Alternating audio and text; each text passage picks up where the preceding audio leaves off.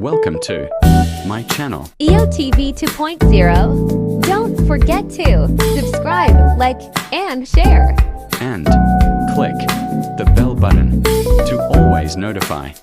Thank you.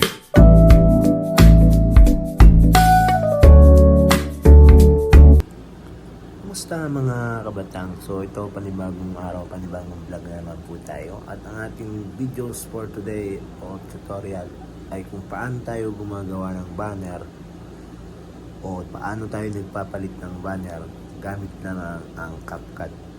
So ito, ituro na natin kung paano paligoy-ligoy pa. Sana may matutunan kayo. Peace out! So punta na tayo sa ating YouTube apps. So ayan.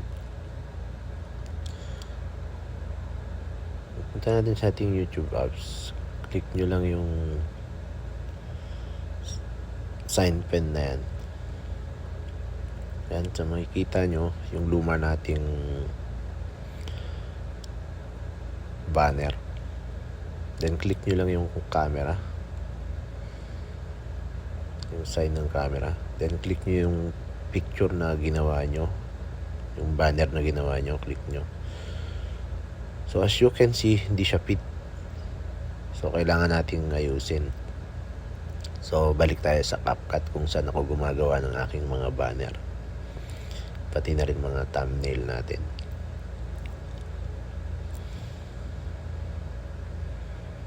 Hindi siya fit eh.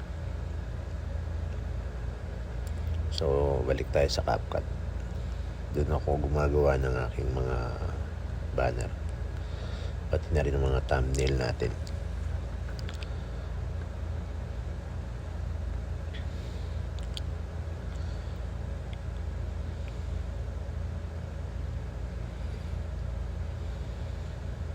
So ayan guys, medyo binabagalan natin ngayon para masundan ng mga beginners. Sa mga marunong na o mga dati ng mga gumagawa ng ganun, so kayang-kaya nila.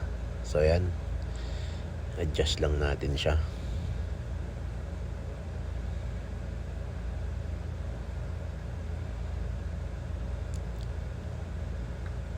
Medyo paliitin lang natin ng konti kasi medyo malaki siya eh.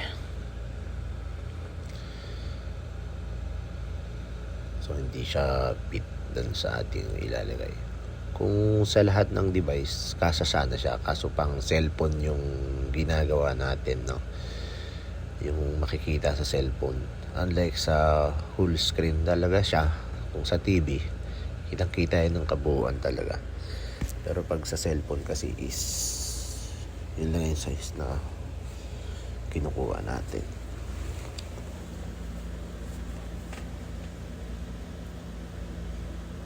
So ina-adjust ko lang. Yan. So diskarte nyo na kung anong gagawin nyo. Sa akin naman magkaroon tayo ng idea.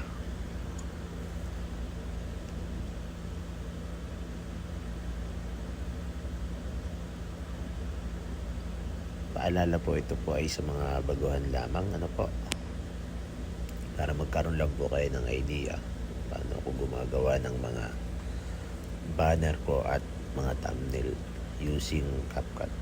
We will not promotion CapCut, but we are using CapCut.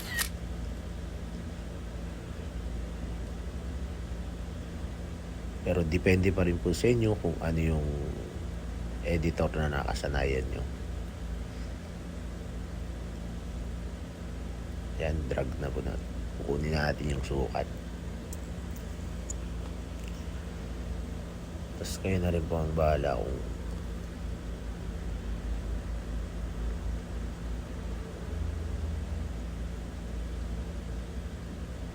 okay.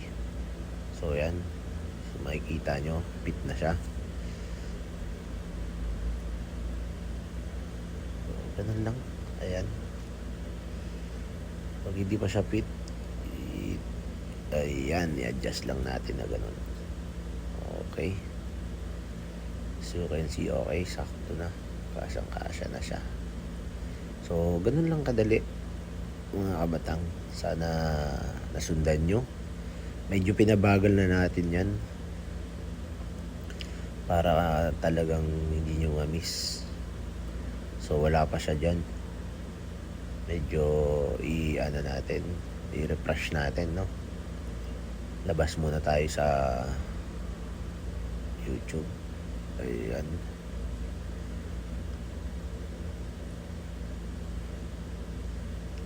So yun pa rin luma yung uma-appear. Kailangan nating i-refresh lang muna yung cellphone natin. Ayan, refresh muna natin, no?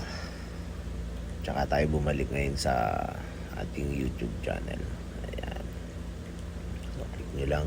Tapos hanapin nyo yung YouTube channel nyo. So, wait lang tayo. Ayan. Napalitan na siya. Compared dun sa luma natin na banner, ano? So, sana may natutunan. Maraming salamat and God bless. Ito po ay para sa mga beginners lamang. Salamat po, at kung meron pa po kayong alam na mas maganda, share nyo na lang po or comment. Salamat. God bless. For watching. Don't forget to click the bell button to always notify my channel. Thank you.